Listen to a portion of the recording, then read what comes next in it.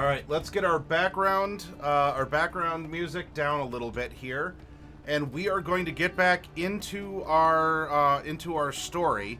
I have some ginger ale ready to go. It's not Clicquot Club ginger ale, but I suppose Kroger brand will have to do.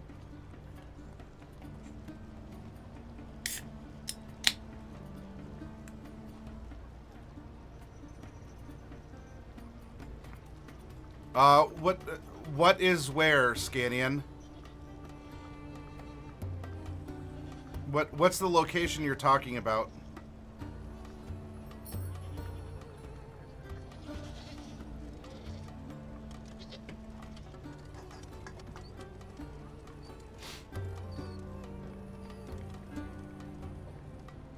Oh, in Tulsa. Okay. Oh, going back to the Oklahoma talk. The closest we had to something like that in Ohio was a very large statue that colloquially was known as Big Butter Jesus, because it looked like it was carved out of butter. But Big Butter Jesus here in Ohio was struck by lightning and burned down. Because it was made out of like some sort of a foam, actually. If any of you are curious, you want to know interesting, speaking of like art or religion or superstition, or you go, a Big Butter Jesus, what?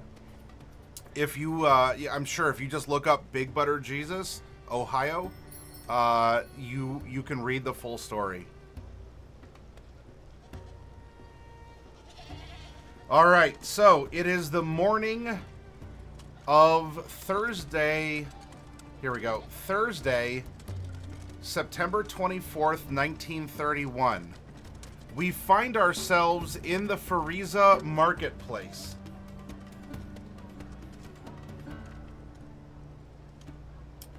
We have several hours to, well, I don't know what we'd want to do. There's some more rumors we can collect. We can talk about caravans and travel. We already had our fortune read. We can go to outfitters and suppliers because we do need to buy some gear if we want to explore this pyramid and delve into its secrets. We're not sure. Presumably, the Carpathos device is here somewhere. It could be at the university. It could be, I don't know.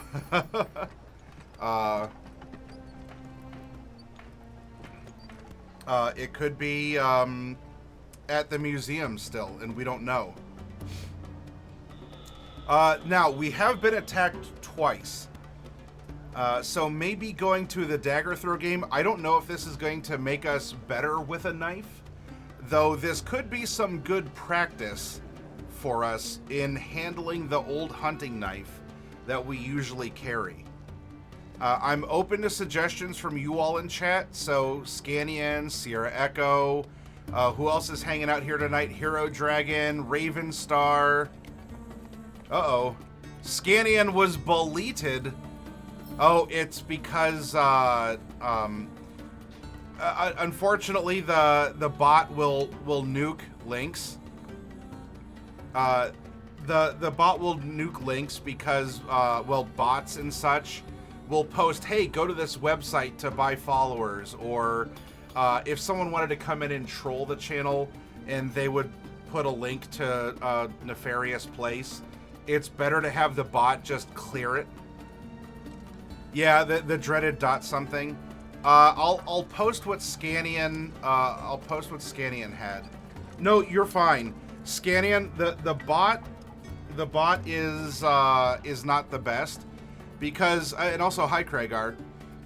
If Kragar didn't space between dreaded and something, the bot would read dreaded dot something, dreaded period end of sentence, something beginning of new sentence. But if there was no space, it would go, wait, dreaded dot something, that's a website. Nuke Kragar's for 6 seconds. Craigar, do you want to go throw some knives this morning? We've been attacked twice at our hotel. Okay.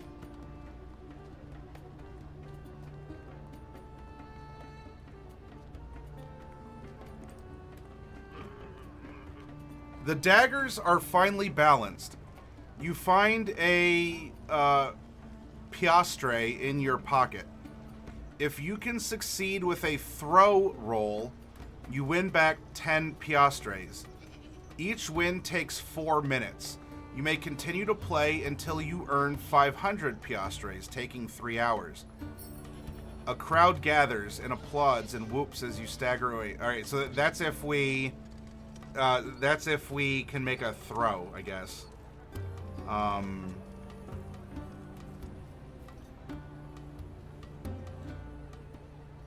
So this is a way, I guess, to make some money here. You succeed with a throw, you win back 10. Each win takes 4 minutes. What is our throw at? Throw is 20%. We have enough money on us that I don't see us... Ugh. I mean, we also could just do this, but it would gather a crowd around. I don't know if this game is going to be for us, Craigar. Now, Craigar, if you remember, we also haven't been able to decipher those hieroglyphics at the museum. That could be important as well.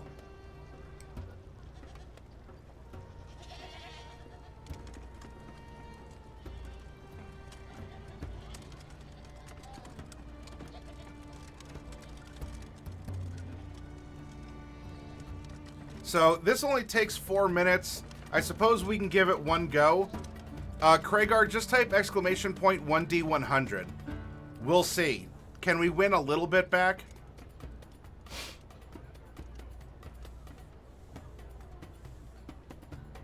$30. No, we miss. We had some fun. We're out a dime or something, and so I don't think that's going to take the full hour, because we go there, we see what it's about, and this is not for us. So while we're here, is there something else that you'd like to do? There is the outfitters and suppliers. We can go shopping while we're here. It sounded like you want to do that.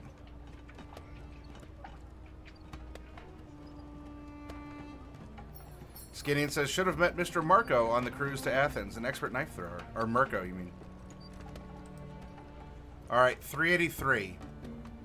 You may purchase equipment and weapons here to your usual expenditure allowance, using the standard list in the Call of Cthulhu rulebook or the Investigator Handbook. Note that the cost of anything you buy here is marked up by 200%. If you succeed with a fast talk or charm roll at hard difficulty, you can barter the prices down to normal. You can also hire bearers here, maximum of 3 in your auto. Because of the heat, you personally may not carry more than 3 items or weapons. Alright, so we can hire retainers while we're here. And we can't carry more than 3 items or weapons. Hire goons. So we need to determine what are the 3 items we're carrying.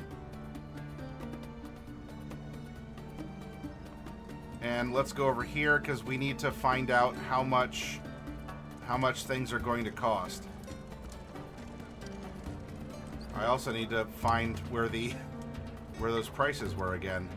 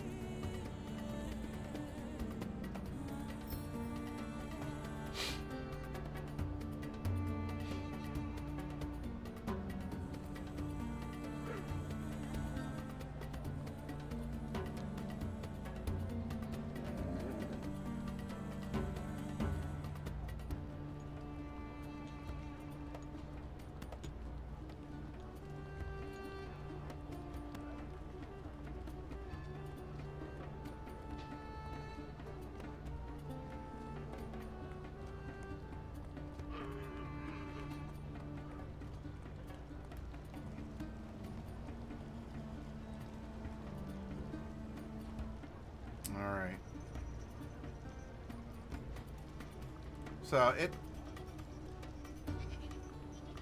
Look, I think in our credit limit, some of the taxi fares and stuff we didn't have to track necessarily, which is where the vague concept of credit limit comes into play. But I think the 100 that I took out of the cash that we have on hand is going to be plenty for all the quick travel we've been doing.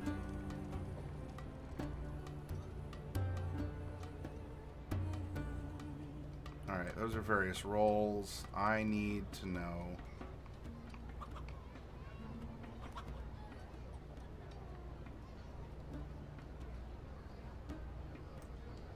Oh.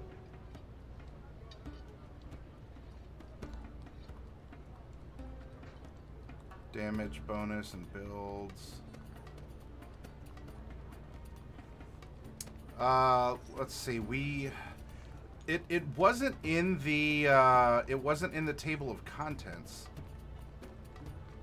Generation with the numbers, creating Harvey Walters, sample occupations, chart for half and fifth values, skill list, skill rolls, dice, using weapons, armor, firearms.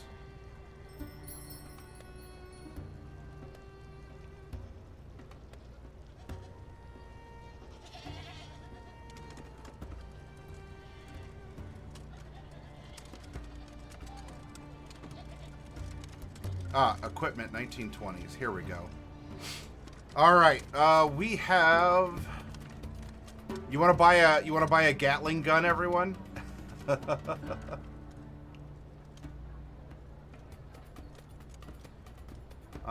Travel, motor vehicles, tents and campers, lodging, medical equipment, outdoor travel gear, communications. Is this? Oh, this is modern day. Hang on. We're going. We have to go back. Ammunition, communications, entertainment, travel.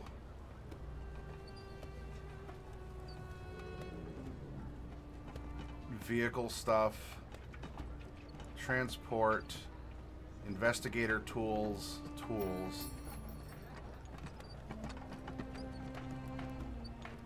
tents, outdoor and travel gear, lodging,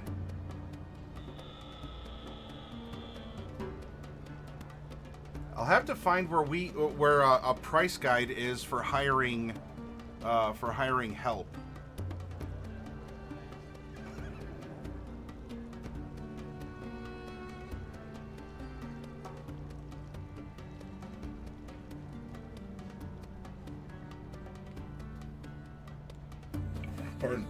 So I can presume that we can buy whatever, a pith helmet, whatever, like explorer's khakis, but we can only hold 3 items.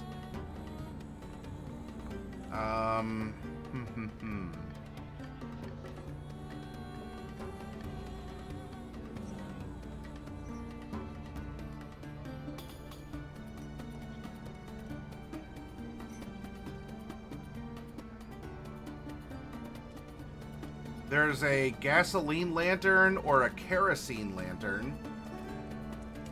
We can get an electric torch. Let's see, disposable flares.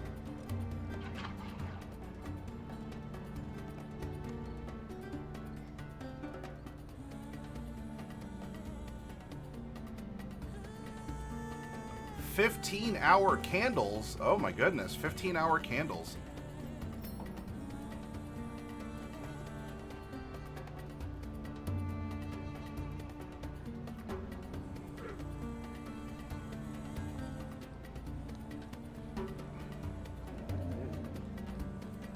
Canteen.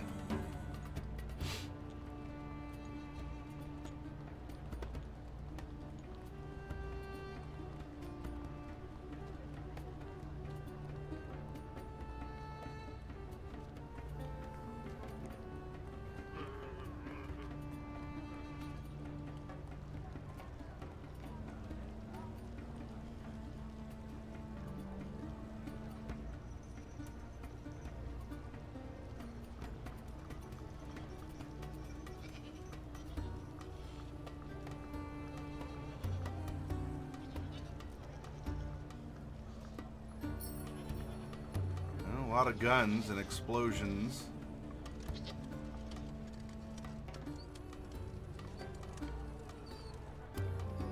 I'm not seeing anything in the inventory.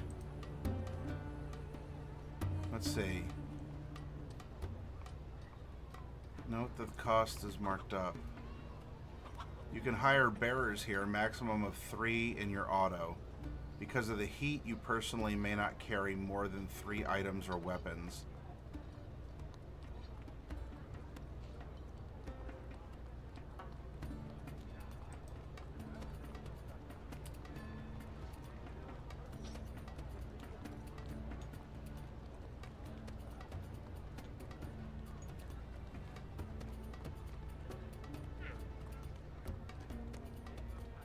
Let me do a quick search to see if I can find hired help in Call of Cthulhu.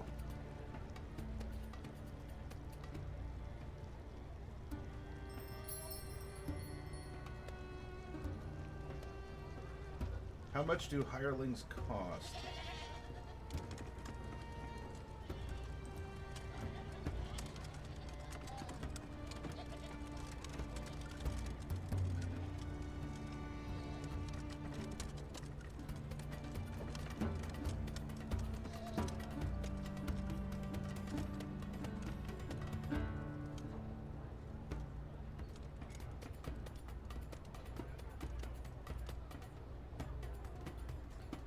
I'm looking for a cheat sheet with prices of hiring people, bodyguards, specialists, servants, and whatnot.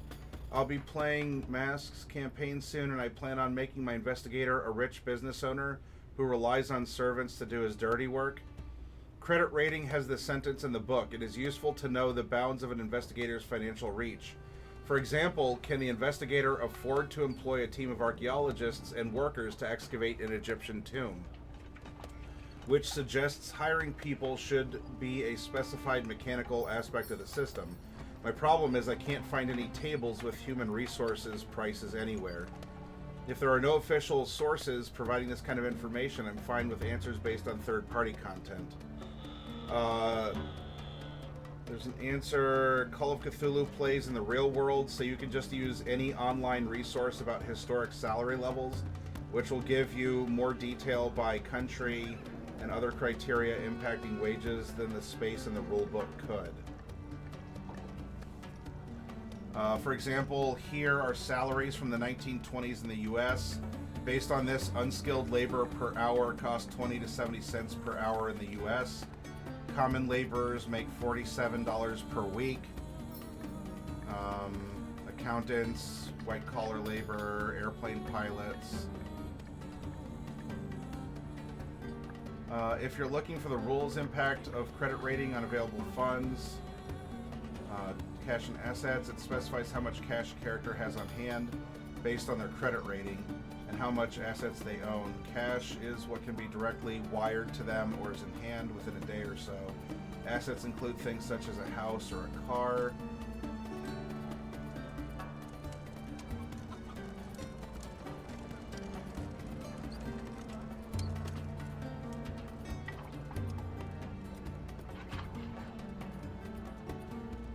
So if they wanted to hire a crew of 4 laborers for an expedition to help you dig out an ancient site, checking the monthly salary for a laborer from the sources above, that would cost you about $200 per week, or about $30 per day, and would well be within the spending level, unless that's of the example here. However, a full-blown expedition with a professor of archaeology, drivers, a larger crew, ex-military for protection, etc., that costs close to $250 every day and probably would not be okay, and should be funded separately at the keeper's discretion.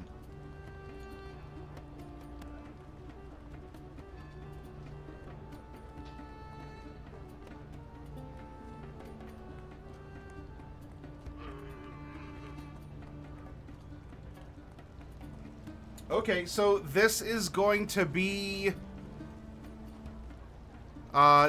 this is going to be at our discretion, it seems.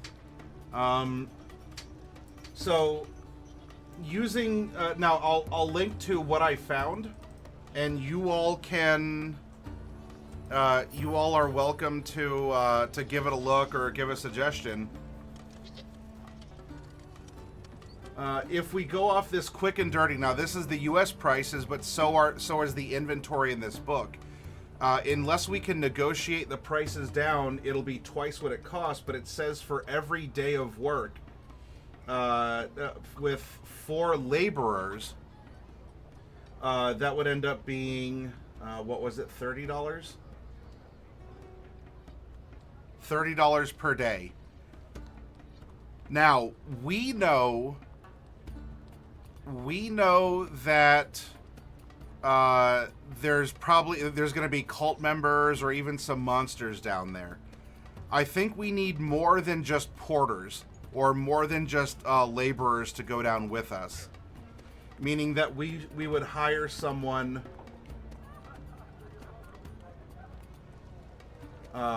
We would need someone who is tougher than us and who can actually knife fight, or someone who can actually shoot a gun or something along those lines, as well as perhaps just carry more than we can, because we can hire bearers here, maximum of 3 in your auto.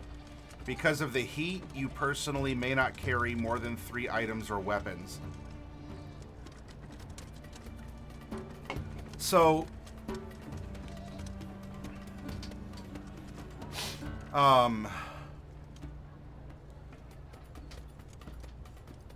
chat, I want you to think about what should our loadout be. It's us, it's Professor Grunewald, and then we get 3 other, I guess, conceptual people. Should we hire... there's British soldiers here. Maybe there are British soldiers who are willing to take on some mercenary work.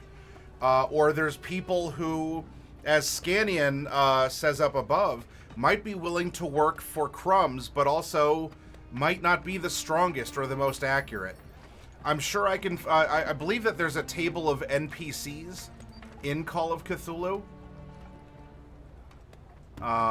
Let me see if I can find some quick...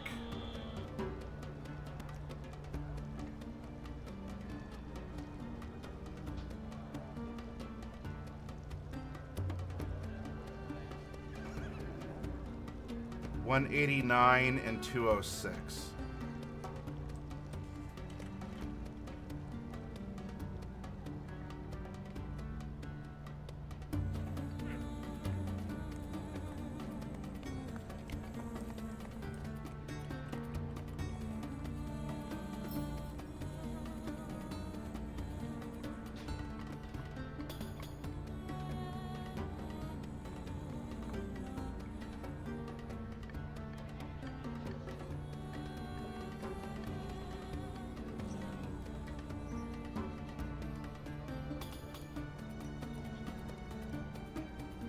Role-playing hooks.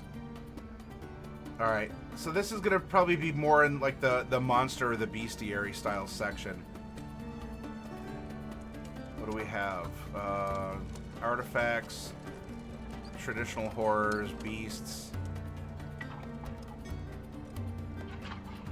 mythos monsters, deities of the mythos, traditional horrors, and beasts.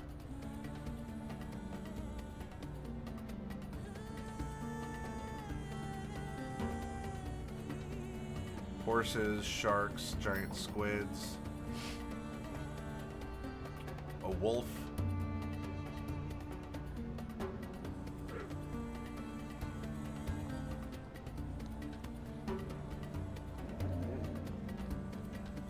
skeletons,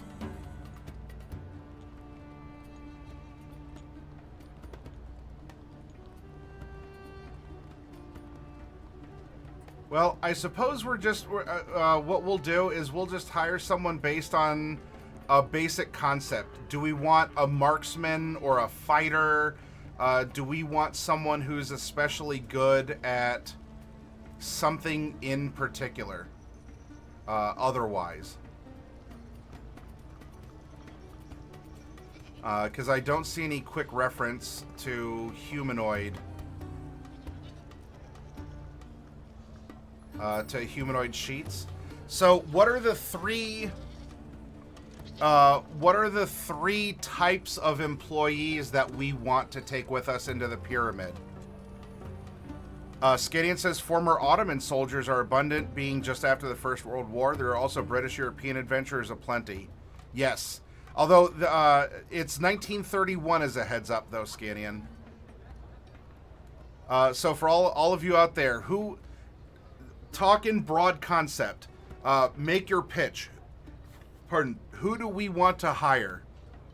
A soldier, a porter, and another soldier? Do we want a doctor or like a medic? Do we just want 3 soldiers? Do we want, you know, a local but someone who is more like we could speak in other terms, like a D&D rogue? You know, someone who can get into places, kind of a smooth talker, and that kind of a person.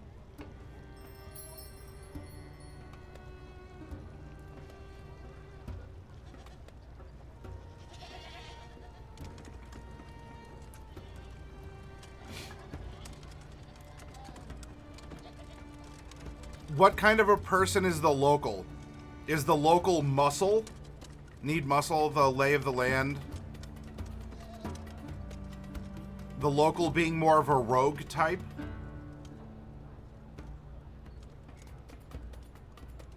Alright, so here, look at it this way, and you can talk in D&D terms. Here, we have Professor Grunewald here. We're making a 4-person party, and we know we have this character. What are the 3 others that are going to make up our team?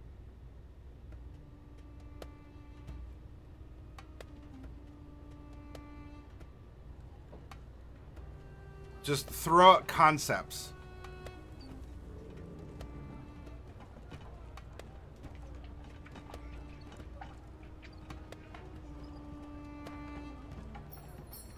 Muscle. So by ranger, do you mean like a distance fighter? Someone who's good with guns, maybe? Or by ranger, do you mean someone who's knowledgeable about nature? You know, like, oh, bad dates. Or, you know, asps, very dangerous. Kind of like that. Rangers knowing the land. Okay.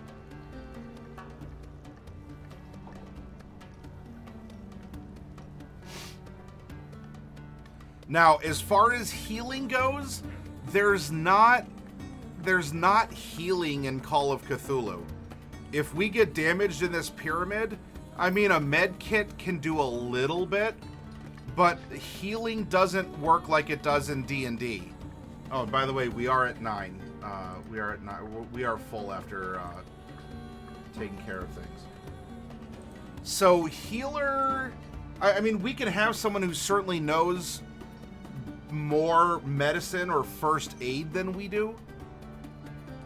That might just be the ranger, though. That might be the very practical person of the land, the survivor. In which case, that's probably more like muscle, you know, like a meleeer, brawler, a porter, a ranger, and a rogue. And then we're the brains of the operation. How does that sound for concepts?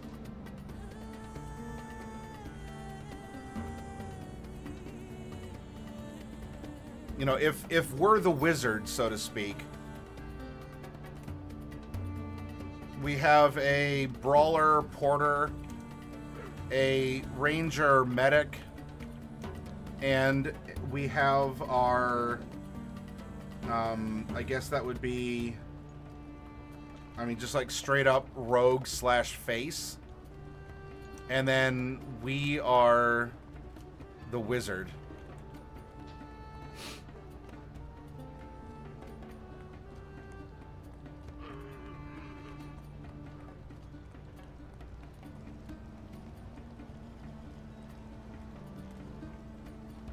Okay. So then to keep this moving along, those are the concepts that we can approach. I don't think we have a set date, but of when we're going in, I guess it could be today if we really wanted it to.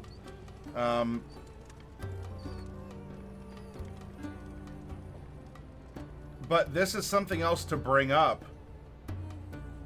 When do we want to aim for going into the pyramid? Because we're already going to be doing some shopping and other things over the course of... I mean, most of this day might be to acquire each of the people. If we close this out here, the bazaar or the market closes at 11. This is probably an hour per person to negotiate and find them. We need to take a break, and we'd have to come back and buy our items. So I think most of the day is going to be acquiring people. Actually, down here, acquiring people, lunch, or just some other downtime, then coming back and buying supplies, which means that we probably won't be able... we probably won't be able... All right, Scanian. To go until Friday, unless we want to go at night on Thursday.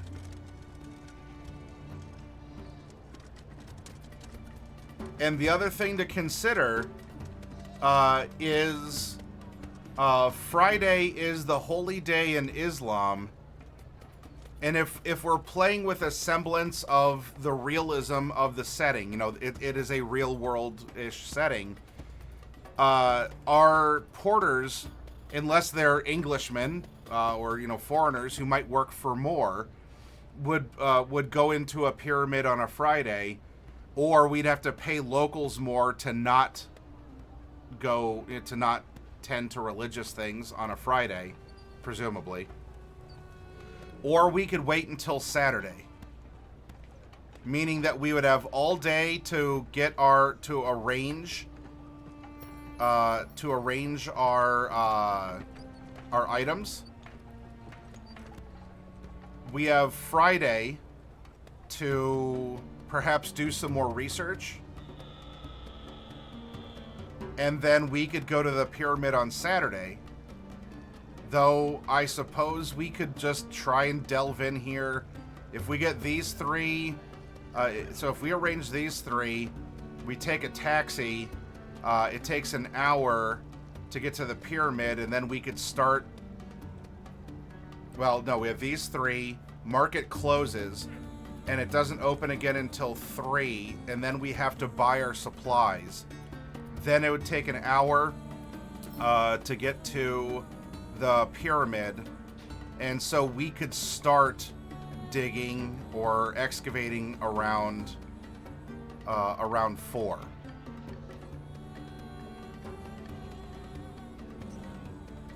Now we are past the vernal equinox, which I think is somewhere around the 21st or 22nd. So we have slightly less daytime than we do nighttime. The nights are now longer. And so we're going to be losing the day. If we go to day, it's going to be very short for daylight.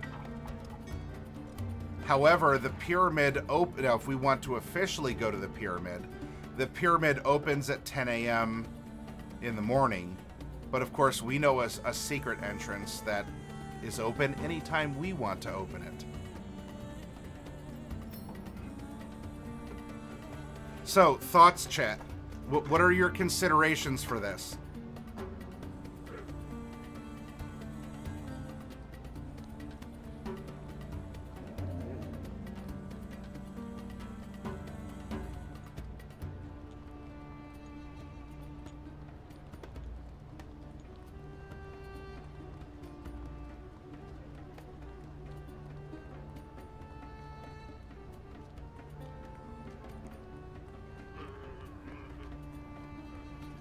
How much more would it be to hire Friday? I mean, to keep it easy, probably double. To have people set aside religious convictions, or to hire maybe more expensive outsiders to operate on a day when others are taking off in the area. Sooner we get to the pyramid and get some of our goons killed off, the less we have to pay them, says Sierra Echo. But we don't want to get killed off either. We know that these things don't like daylight, but also they're in the lower levels if the rumors are true. So I don't even know how much daylight would get down there. Pay first or after? Probably a half and half. Half now, half after the job. I mean, there's some minutia where I guess we could say, well, I think it would be, you know, can we dupe them? We don't really have a duping type of character, though. Well, so Kragar, I would argue we can get TNT if we do that, because there's a village right by this pyramid, a side of the pyramid being blown out is going to get attention. And either we're going to get arrested, or we have limited time to get into the pyramid and maybe get out, as the pyramid is probably going to be swarming with locals or military or police. That's my thinking. I don't know what would happen in the story. I haven't read the story. I don't know. That is my instinct. I can use TNT to go fishing in Lake Erie, but it's only gonna. I can do it once, and then a lot of other boats are gonna come by and be like, "Well, sir, you got to come with us." So we can do it. I imagine. I'm sure we could find TNT. I don't know what would happen if we use it, because there is a village right outside the pyramid. It also is a tourist location.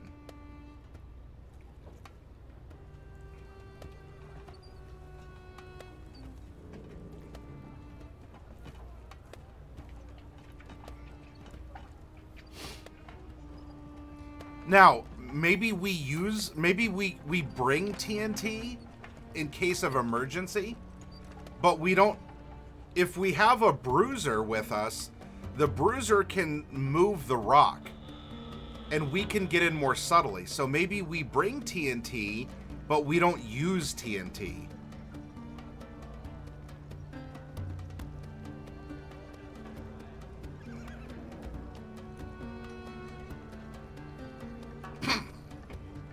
Man, that ginger ale hit the back of my throat. I almost had a spit take there. Oh my gosh.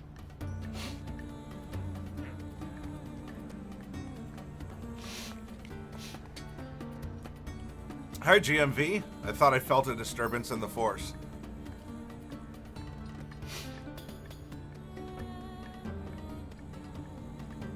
I feel like it's better to have the TNT and not need it than need the TNT and not have it.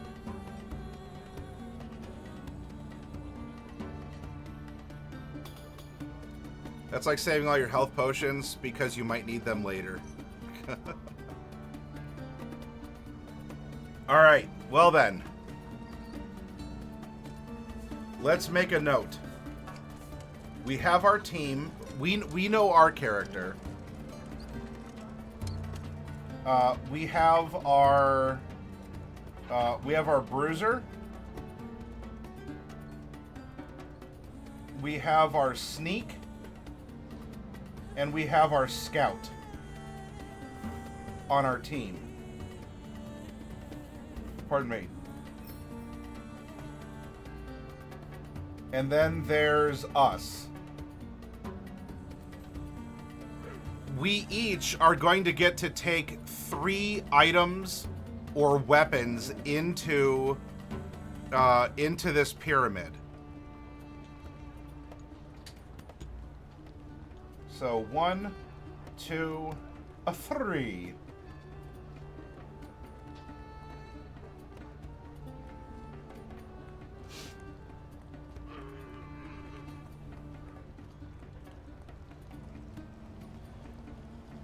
Who's carrying what? Does our scout have a shotgun? Who's carrying the dynamite?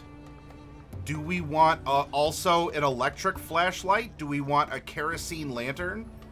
We know that the rumors say that the things in the pyramid are vulnerable to fire. Do we want to take a med kit with us? A med kit might be important. More general D&D type reference. Save all your potions for later and die instead of using them. I'll be listening, but I'll be away from the keyboard, so back to silent lurking. Both is good for lights.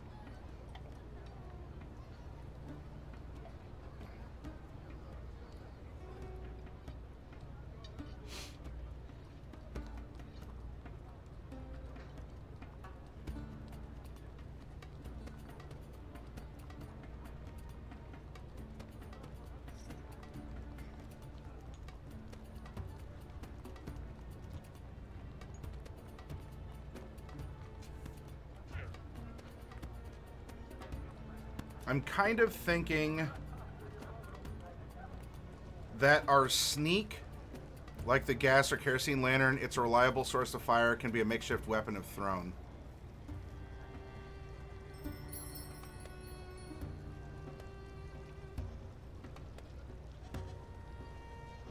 And I'm not sure what the difference is between a gasoline and a kerosene lantern, besides maybe, oh, the price was different.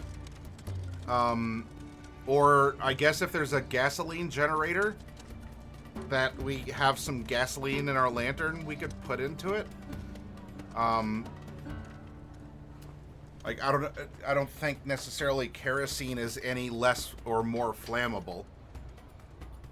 It is less expensive, I saw in our inventory. But if we come back over here, alien artifacts, Crystal of the Elder Things. Who's getting the Crystal of the Elder Things?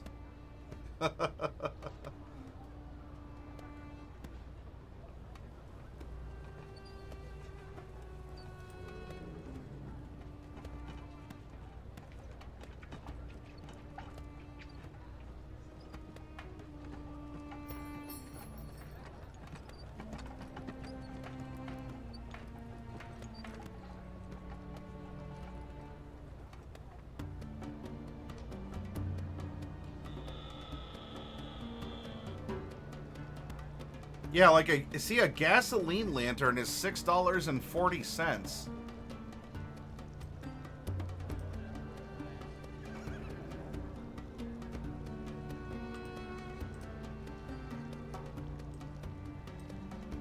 But a kerosene lantern's $1.30. Hi, Iron Chef Lord.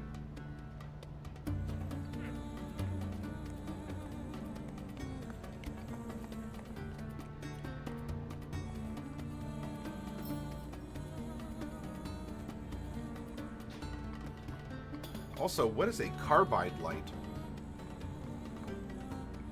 Or a carbide lamp?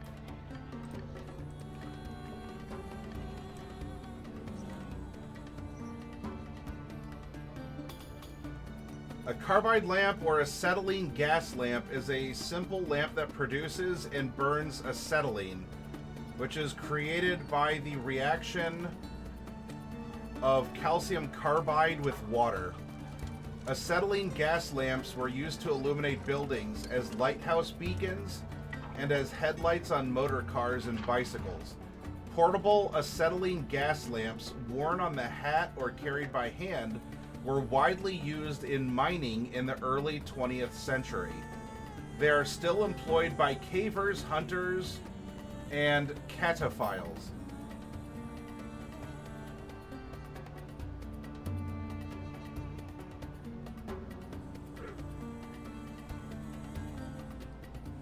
Okay, so a carbide lamp is acetylene. That's interesting.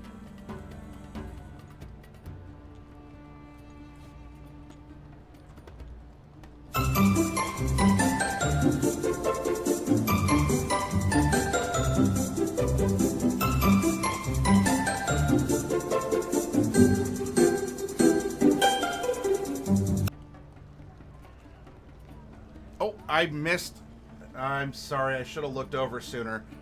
Thank you very much for the follow. Digital Meow Mix, you did deliver. thank you and welcome to the Hero Zone. We're planning an expedition into a haunted pyramid.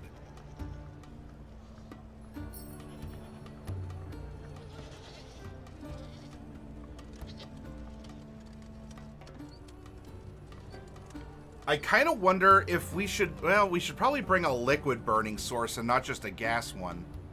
Though the carbide lantern does seem to be interesting to consider.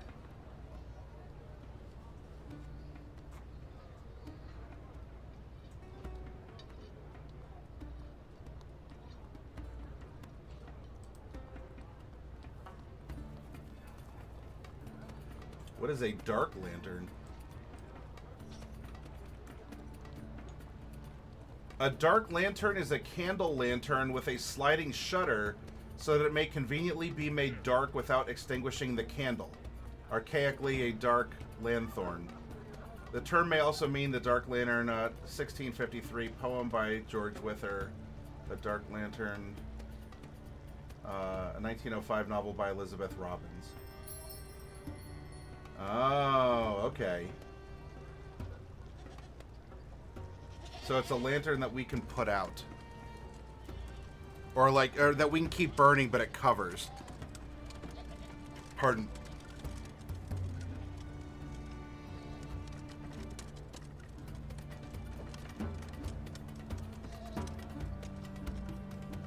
Well, our bruiser and our bruiser and porter for items should probably have a crowbar or some sort of pry.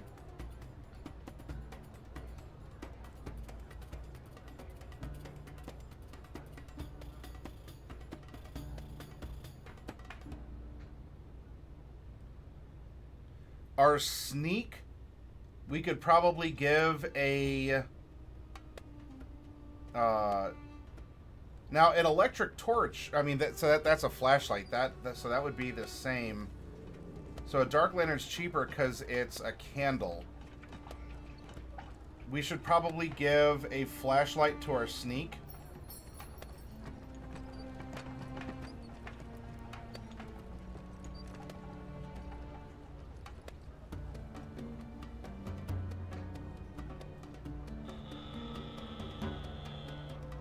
The carbide lamp might be cool, but I'm kind of thinking we take kerosene lanterns as well. That way we have some liquid fire with us.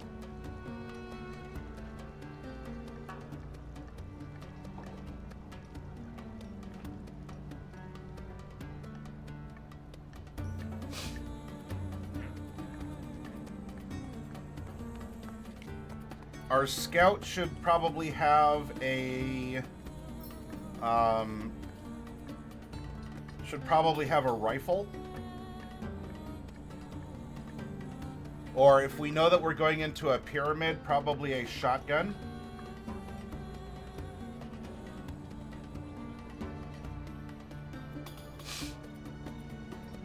Our bruiser can hand-to-hand, but our sneak should probably have a large kniff.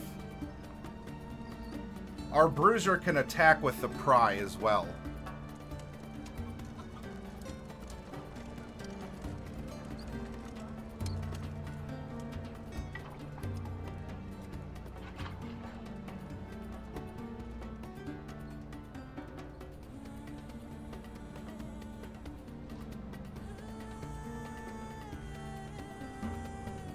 Our scout should probably be the one to carry the TNT.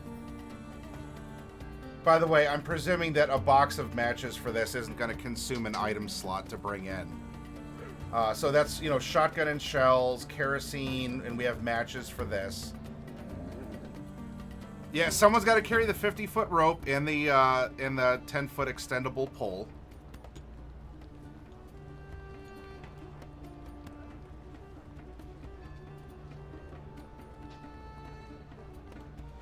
The bruiser or the porter would have, I guess, something equivalent to an adventurer's pack in D&D, like a big sack that has some smaller things like rope in it.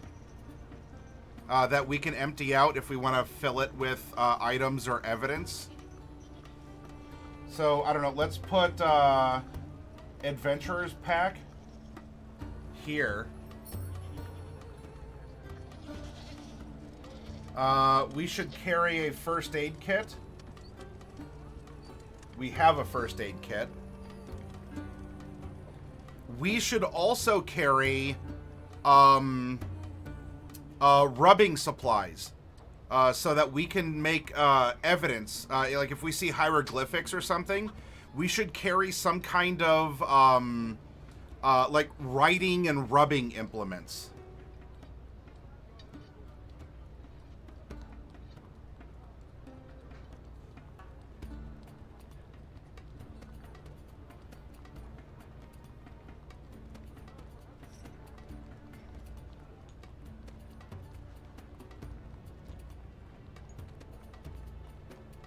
The bruiser should have a pistol, or just hit people with a crowbar? Or do you want to give the pistol to the sneak, who has a large knife? The flashlight, a large knife?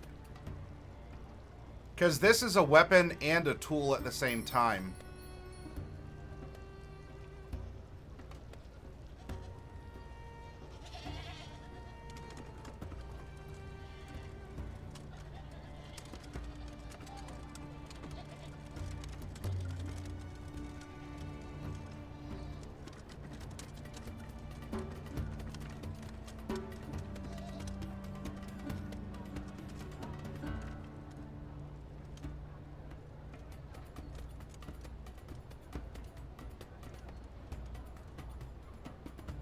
Sure, but if you've ever tried to smack something with a crowbar, you know it's not exactly an ideal weapon. Gordon Freeman makes it look easier than it is.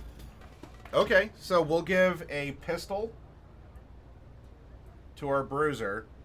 We can carry one more item on us if we want. Should we give another, I guess, adventurer pack to our sneak? Should we take more fire stuff? Should we bring a bag of sand, a mirror, a pocket microscope, an umbrella, a Turkish water pipe?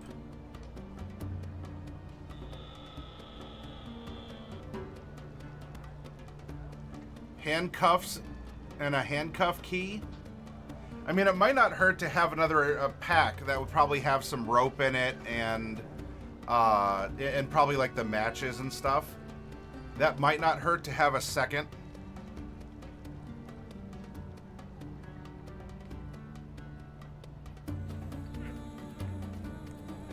A second pack? All right.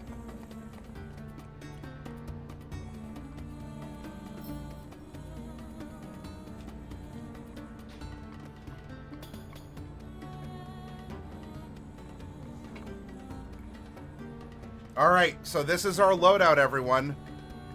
We have 2 kerosene lanterns and spare kerosene, a first aid kit, a shotgun, writing and rubbing, you know, just sort of like whatever, like our academic stuff for going into a pyramid. TNT, dynamite, a flashlight and battery, a large knife, an adventurer pack that has, you know, just the miscellaneous stuff that you'd expect. A pry, like a very heavy, like, bar. I wouldn't say it's a 10-footer, but this is probably a solid piece of metal. Another adventurer pack, and a pistol with ammo.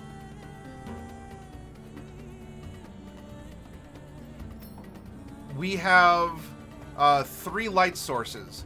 A flashlight to turn on and off, and kerosene for fire, that we could turn on and off as well, but two flame sources and 1 electric source. Well, and here we're alone against the dark. All right, roll credits. All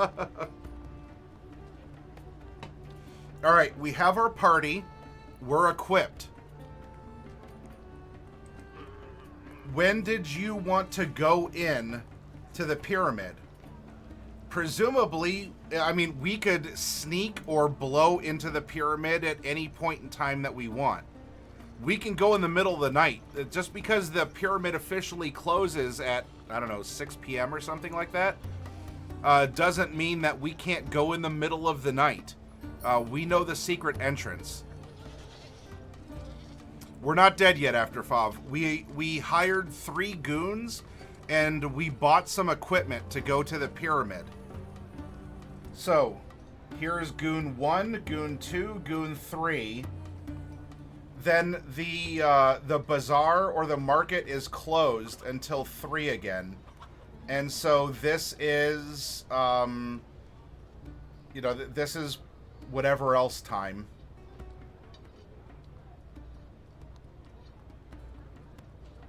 Like, this is filler time. Then the marketplace, actually, I think the marketplace opens up at 4 again. Hold on a second.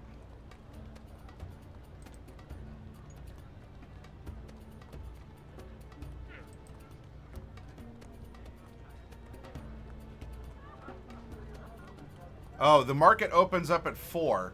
So we have an hour to spend. We can go and try and read those hieroglyphics at the university or at the museum that we missed. Because then at 4, the market opens again, and then we have to go shopping for our items that we wanted to buy.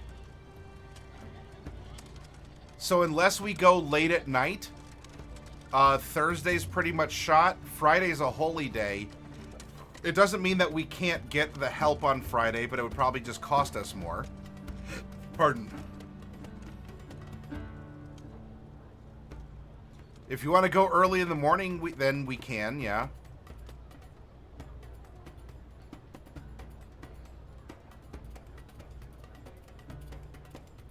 I'm curious, because let's look at sunrise on September, that would be what, Friday the 25th?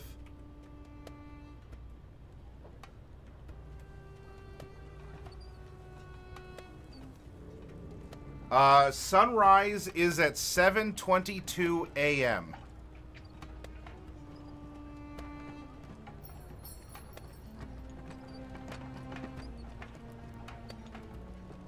Though actually, because we're still in daylight savings, and I don't think Egypt uses it. I guess that would be 6:22 a.m. So I suppose if we got there by 6, if we got there by 6 a.m., the sun would start to rise. Okay, After Fav, thank you for letting me know.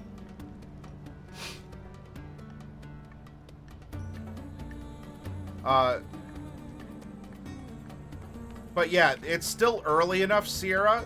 At some point, we need to eat a meal, and we can eat a meal at the market. While we're here, we could go to the university, try and get the hieroglyphics. That might be important. Then we can head back to the market, buy our things, eat a meal, so we have 2 meals, and then we can rest. If we rest at 10... 1, 2, 3, 4, 5, 6, 7, 8. Trent Shardaby, or Shardabis. Dread. Hello, thank you. Welcome to the Hero Zone. Thank you also for helping us get ever closer to our big storyline event that's going to unlock at 5,000 followers. And you got to meet our prize goblin mascot. So yeah, Sierra, as long as we're not getting physically assaulted, as long as we're not getting physically assaulted in the middle of the night by cultists, as long as we get to bed by 10, we can be up, and actually it'd be by 9. Then we can get 8 hours and then catch a taxi to the pyramid by 6.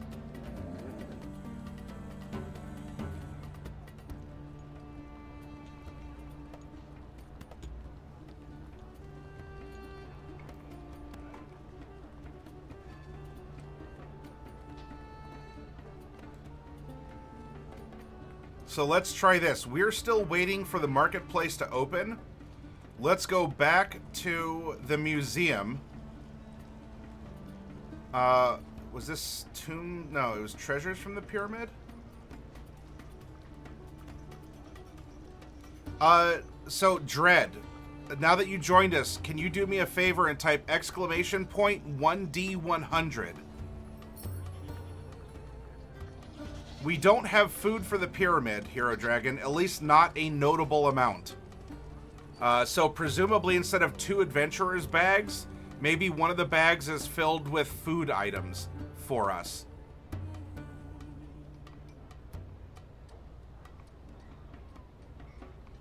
Like food and water supplies, that might actually be a good thing.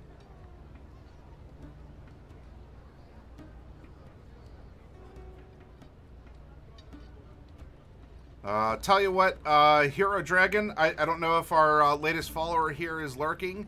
Hero Dragon, give me a percentile roll, please.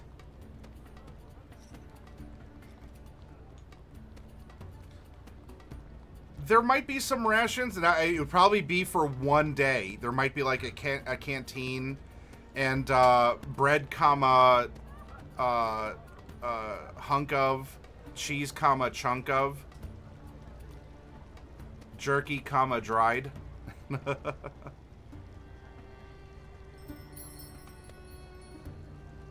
Yep, maybe enough for a day then.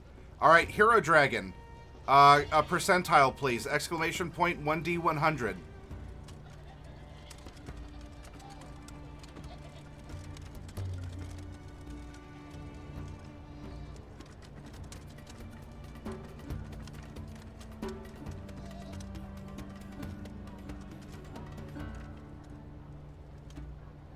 All right, we don't have Hero Dragon. Sierra Echo, exclamation point 1D100, please.